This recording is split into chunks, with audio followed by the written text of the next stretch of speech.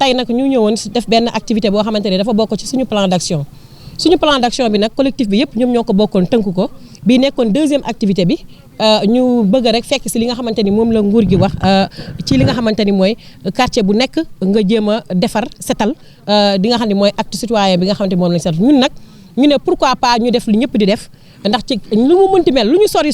ak lu ñu boddi ak lu ñu ñàkk a yëg ñun ci askan wi lañ bokk ay citoyen lañ ay des situations yoo xamante ni ñu civilisé lañu ñu xam li ñu bëgg moo tax ñu topp li nga xam ne mooy commande état bi jéem aussi def suñu wàll fi nga xamante ni moom la ñu sekk nag ak état bi mooy tey jii fi ngeen ñu fekk muy raay bi nga xam ne régie des chemins de fer ñoom ñoo ko moom te mu nekk suñu principal problème parce que problème yi ñu am yëpp mi ngi nekk problème à l'accès te oto boo jël mu ne la du ma jéggi raay mo Jakarta boo jël mu ne la du ma jéggi raay et effectivement parfois da nga leen di comprendre lu tax nga leen di comprendre mooy à certaines heures boo jëlee taxi bay génn fii ñu agressé ko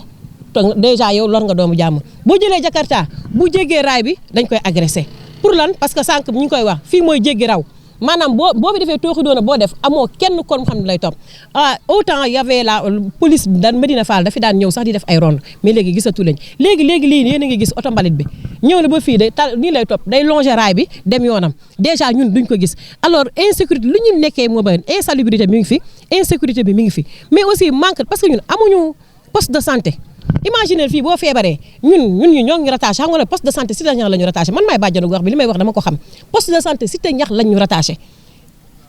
tey ji boo fi nekkoon si mutuelle de santé mënoon faju fenn fudul doo mën a faju fenn fudul foofu su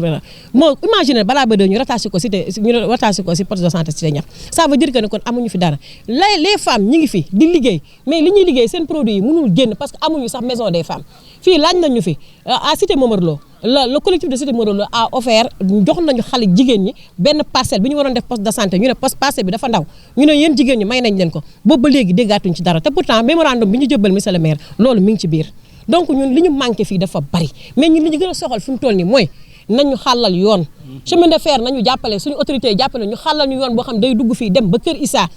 ñu mën a jël ay oto di dem ak dikk suñu xale yi suñu xëyee suba ñu même bu fekkente ne tabaxu ñuy école parce que ça peut prendre du temps xale yi di dem di jàngi tranquillement di wàcc di ñëw di jàngi tranquillement mais gunge sa doom muy jàngi muy wàcc nga taxawaat ci raay bi jëlaat ko mu yóbbu booleeg dem marché dikk je pense que metti na fi jamono toll fi Sénégal toll war nañu dépasser loolu surtout nag fii nag nous sommes dans la ville de Thiès nekkuñu feneen on est dans la ville de Thiès suñu demee ba nga xam ne ñi ngi jànkonte yoo xamante ne ñoo nekk au fin fond du Sénégal ça veut dire que je me dis que ne ban Thiès la ñu nekk ou bien ban Sénégal la ñu nekk en tout cas ñun loolu la ñuy réclamer ñu jigéen ñi notre sécurité est la sécurité de nos enfants ku fi sa doom jàngi tant que sa doom wàccul sa xel du dal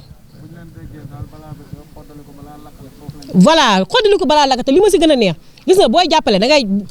ki neex a jàppale mooy ki jóg commencé ñun xaaruñu kenn ci li ñu war ci suñu kon waaye nag ñun lu ñu demandé mooy ñu ñëw jàppale ñu waxuñu ngeen defal ñu mais ngeen jàppale parce que on a déjà commencé xam nga ki xàll li def lii wut ay peel ànd ak ay partenaires yu ñëw defaral yëpp kii kay neex naa jàppale donc ki deful dara ki ne yàq na yasar kooku moo metti mais ki nga xam ne jóg na pour def je pense que kooku moo neex a gunge kookoo neex a jaadu kon ñoo ngi woo suñu autorités yi ñu ñëw gunge ñu jàppale ñu ci lii ñu bëgg te duñ ci wéet buñ ci ñëwee ñun ak ñoom quels que soient les moyens financiers ressources humaines luñ ci bëgg ñun ak ñoom on est prêt à ce que ñu am li nga xamante ni mooy le bien-être de nos enfants mais aussi le développement de notre quartier. ak li ngeen di wax lépp monsieur le maire ñëw na fii li monsieur le maire nangam est-ce que tamit du ñu yéexee ndax ñaata maire a fi jaar balaa ba léegi resté ci même loolu. et loolu c'est à saluer le fait que le maire Ousmane Diagne ñaata maire ñoo fi jaar ba pare di dem di wax di dem Ousmane Diagne ñëw fi. def fi loo xamante ne peut-être woote dajale collectif bi lépp ñëpp taxaw parce que balaa bi boo ko seetee am na presque 5 à 6 sous-quartiers donc du quartier bu ndaw il fait partie maintenant des quartiers yu gën a mag ci biir Thiès donc kon xam nga loolu du lu ndaw moom bu fi ñëwee ba tey ba def loolu ba ñu def ko mémorandum xam naa ni nag ci gàtt mi ngi ci ay jéego c'est que démarche administrative yi yéex na mais na tàmbali ci lu ndaw lii bu jëlee ci lu ndaw li après yu mag yi ñuy dem benn par benn ñun bëgg nañu au moins chaque année sax ñu am 2 suñu doléance wala benn doléance boo xamante ni ça nous porte à cœur surtout mu defal ñu ko comme ça ñu xam ne ñi ngi ci jéego yi mais toog bañ a def dara bi loolu la ñuy bañ parce que voilà. Bon, moi je m'appelle Yaya Mané, je suis le président du conseil de quartier de Balabé. Donc c'est une initiative qu'on avait prise au niveau du quartier. Après la journée de solidarité organisée au moment du Ramadan, La deuxième action, c'était de faire une journée d'investissement humain qui consistait à faire une journée de set-setal, de nettoyer le quartier parce que c'est dans un environnement sain que les gens puissent s'épanouir. Le quartier est vraiment exposé à des difficultés, surtout difficultés d'accès. Nous habitons aux abords des rails, donc même pour accéder chez nous, on a d'énormes difficultés. Donc on avait fait des démarches en concert avec les chemins de fer pour nous trouver un passage à niveau. Donc c'est dans cette action qu'on a démarré une action de solidarité et de nettoiement. Donc c'était là l'occasion de remercier l'ensemble des membres du quartier, surtout les habitants du quartier, qui ont vraiment ménagé aucun effort pour la réussite de cette journée. Une journée qui a été une réussite totale pour nous. Parce que notre difficulté, c'est l'accès. On invite les autorités à nous venir en aide pour régler ce problème d'accès. Le quartier est confronté à des difficultés d'ordre structurel. Les femmes sont là. Pour aller même au marché, elles ont des difficultés parce qu'il n'y a pas les cars qui viennent pour le ramassage. De même que le ramassage aussi des ordures pose problème. Donc on tend la main aux autorités pour nous venir en aide parce que nous sommes des citoyens. Nous avons le droit de passage, surtout au niveau des rails, et aussi un épanouissement dans le quartier. En quoi faisant? Il nous faut des structures de santé parce que le matin, nos enfants sortent pour aller dans les autres établissements. On doit avoir un SEM, un lycée, un hôpital, bon pas hôpital précis, mais un district de santé pour vraiment venir en aide aux populations. Nous invitons les autorités à venir nous prêter main forte pour la réussite de ce vaste mouvement. Parce qu'on a des ambitions pour le quartier. On sait qu'on ne peut pas tout faire, donc il nous faut l'accompagnement des autorités. Donc c'est un appel que nous faisons à toutes les autorités pour nous venir en aide, pour régler les problèmes que le quartier est confronté. Y a-t-il des problèmes d'insécurité aussi? Il y a un problème énorme d'insécurité. Parce qu'à partir de 19h, les dames ou bien les gens qui sont dans d'autres manifestations sont obligés de rentrer. Parce que le passage au niveau des rails, il y a des agresseurs. On a beaucoup de cas de vol. Dans les maisons, des agressions. Donc vraiment, il y a un problème d'insécurité. Certes, la mairie est en train de faire quelques efforts avec les lampadaires, mais ça reste encore. Donc vraiment, on les invite à nous venir en aide. Nous sommes des Thiessois, nous habitons tout près de la ville, mais quand tu entres dans le quartier, tu as comme l'impression que tu es dans un village. Nous devons bénéficier de toutes les commodités qu'un quartier digne doit avoir. Donc c'est un appel que nous faisons aux autorités. Et pour nous disons aussi, on ne les attend pas pour commencer, cause pour laquelle on a démarré cette action. Maintenant, c'est à eux de venir nous appuyer. Donc c'était vraiment l'objet même de cette... Il y a aussi le directeur des chemins de fer qui n'a ménagé aucun effort pour nous appuyer en matière logistique. Ils sont venus avec des pelles, des camions. Et vraiment, ils nous ont appuyés avec les pelles. Tout le matériel qu'on avait besoin, ils nous ont appuyés. La mairie aussi de même a fait quelques efforts, mais vraiment, on souhaiterait quand même l'appui de la mairie. Nous sommes ses administrés, on doit les sentir dans la ville. Malheureusement, on ne les sent pas. Donc c'est un appel que nous faisons. Avez-vous fait des demandes auprès de la mairie? Le maire, on avait une délégation qui était même allée le voir au niveau de la mairie. On l'a invité dans notre quartier, il est venu, on a discuté, on avait même fait un plan d'action avec un mémorandum qu'on lui a remis. Mais jusqu'à présent, ça ne bouge pas. Ça ne bouge pas. Donc vraiment, c'est l'occasion de faire un appel de grue pour qu'il vienne nous aider. Donc vraiment, c'est une invite qu'on fait au maire, que le maire de Thiès-Ouest, le maire de la ville de Thiès, Thiès-Est, le maire de la ville, vraiment de nous venir en aide. Nous sommes leurs administrés. On a le droit de bénéficier de toutes les communautés que les autres quartiers ont. Vraiment, c'était sur ce point qu'on voulait vraiment développer et inviter aussi le maire. Assalamu alaikum wa rahmatullah. ñi ngi nuyu mboolem ñi fi teew ñëpp di leen ziara di nuyu àdduna bi yëpp di nuyu waa Sénégal rawatina waa Thiès di nuyu waa chemin de fer di nuyu waa maire yi Thiès Est Ousmane Diagne di nuyu maire Thiès ville di nuyu Thiès Ouest Mohamed Djité di nuyu l'ensemble maire yi nekk ci biir Thiès yëpp di nuyu mboolem waa quartier bi yëpp nag di leen jaajëfal ci bis bu tedd bii nga xamante ni fa tabarakallah ñi ngi ko ànd ak waa chemin de fer ci liggéey bu am solo ñu xëyee ko ba heure bii ci ngoon di sant ki nga xamante ni mooy monsieur le directeur chemin de fer di ko ñaanal yàlla ndax bi ñu demee toog ak moom waxtaan ak moom daf ñu ubbil ay buntam wan nañu ñun ay dëkkandoo lañu te dëkkandoo jàmm ci gën te dëkkandoo boobu nga xamante ni jàmm ci gën moom lay dox ñu remercier ko ci loolu mu ubbil ñu ay buntam toog ak ñun déglu ñu wax ko li ñu bëgg moo nañu kon li ngeen bëgg dinaa leen ci fekk si dinaa leen jox peel dinaa leen jox camion dinaa leen jox lépp loo leen soxla ngir bis bi nga xamante ni moom ngeen entamé pour def ko muy que setal di wax ni nag ñun fii dañoo am ay difficulté ay problème la ñu am bi ci jiitu mooy problème mu passage dugg bi ak génn bi dafa métti lool ndax dañoo dëkk ak raay bi ñii invité mbooleem autorités yi pour ñu ñëw jàppale ñu ci li nga xamante ni mooy que liggéey bii ñu entamé commencé ko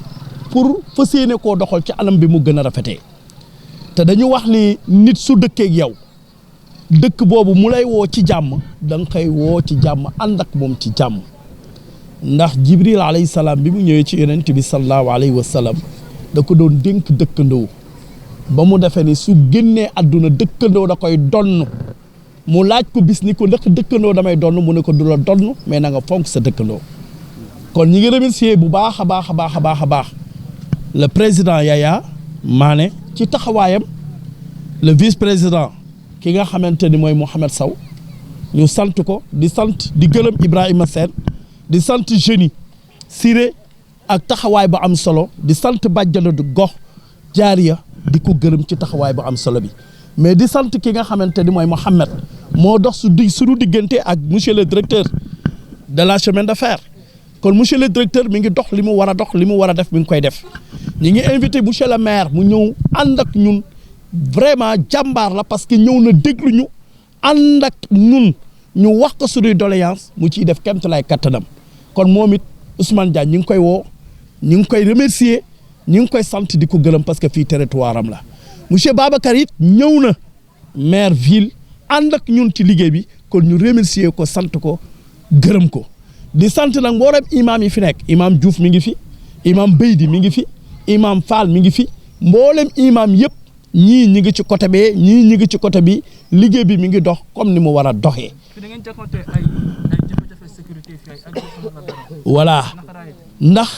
fii dañoo ko tuddee woon jéggi raw maanaam soo jëlee alalu jàmbur ba jéggi raay bi rek kenn dootu la topp parce que amul sécurité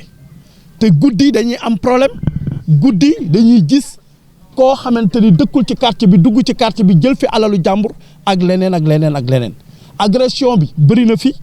jël alalu jàmbur bëri na fi kon insécurité bi mi ngi fi kon ñuy woo l'État ci li nga xamante ni moom la ñu commencé dalal suñu xel ñuy woo monsieur le président ak le son premier ministre ci lan bale ba de soxla nañu li nga xamante ni mooy sécurité ak ay mbedd yu ñu duggee génn di ñaan nag yàlla dafa leen ndam ñoom parce que gaal soo ci nekkee bëgg a mucc da ngay ñaan gaal gi mucc gaal gi su muccee yow nga mucc mais doo ñaan ëmb ba nga am mu mucc da nga naan yàlla na gaal gi mucc kii capitaine gaal gi mu mucc ci jàmm pour ñëpp ñu mën a mucc di am nag li nga xamante ni mooy yaakaar bu mat sëkk ci monsieur le directeur général de la chemin de fer ubbil nañu buntam wax na ak ñun dalal na sunu xel tey am nañu yaakaar ci moom ni moom dina régler problème bi li ñuy woote rek mooy que nañu gën a dimbali ba ñu am ay yoon du benn yoon du ñaari yoon ay yoon la ñu soxla pour mën a accès ci sunuy quartier voilà très bien agression bi dafa bari te suñu amee ay yoon ba mu ubbeeku maanaam insécurité bi dafay wàññeeku te ñun ñi ngi def suñu plan d'action pour jéem a xeex loolu mais il faut que état jàppale ñu beneen bi mooy bëgg nañu suñu soxna yi ñu wutal leen fi marché parce que am nañu ay place yoo nga xamante ni mais place yu vide lañu ñu wutal leen marché pour ñoom ñu mën a concentré wu ci li nga xamante ni mooy liggéey bi ci biir kër gi mais bëgg a yóbbu sa doom jéggil ko raay bi mu dem école nga bëgg a dem marché bëgg a heure añ nga teg ko xale bi war a delluwaat école loolu ay difficulté la difficulté yooyu nag la ñu bëgg mu jeex parce que fii man kii Sénégal am na difficulté yoo xamante ni dafay war a jeex beneen bi mooy que tata bi tey jii suñu soxna yi suñu dem marché dañuy am ay problème te tata boobu bëgg nañu muy dugg si te ñun dañoo jigee ville bi ba pare pauvre bi mooy lan gisuñu ku ñu jàppale la ñuy woo ku ñu dimbali la ñuy woo bëgg nañ fi case des tout petits bëgg nañ fi li nga xamante ni mooy poste de santé bëgg nañ fi li nga xamante ni mooy marché mais bëgg nañu tamit ay jardin public yoo xamante ni dañ koy defal xale yi ndax xale yi ñooy yor réew mi ëllëg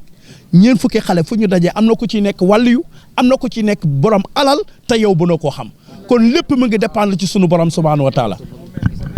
waaw voilà mu mel ni kon autorité yi xaw nañu fàtte bale ba dee mais ma lay wax tamit ni la monsieur le maire Ousmane Diagne ñëw na fi pour régler problème yi lampadaire yi ngay gis moo ko fi def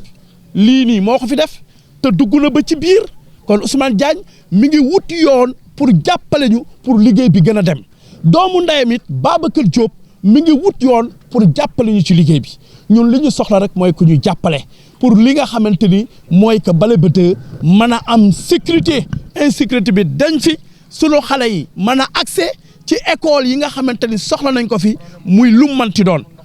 waa problème mu ndox am na fii léegi-léegi da ngay gis semaine boo nga xamante ni robinet yi du ubbi semaine léegi yow da ngay obligé xale yi ngay dem yow di wuti ndox di leen indil te loolu dafa metti courant bi tamit fi mu war a àggu fa mais am nañu xel mu dal ci monsieur Mané directeur de la Sénélec nga xamante ni macha allah mi ngi def kéemtulaay kattanam mais il faut que état ñëw dimbali ñu ci li nga xamante ni mooy bale ba tey kon ñu ngi woo ñëpp ñu jàppale ñu pour sunu dëkk bi am kalam bu rafet ndax dëkk bi dëkku leer la ndax ay daara dafay nekk ay juma dafay nekk ay nitu diine dañ fay nekk ngir liggéeyal l'islam kon nag loolu moo amoon lu ñuy wax di leen nuyu di leen ziar di wax asalaamaaleykum wa rahmatullahi taala wa barakaatu.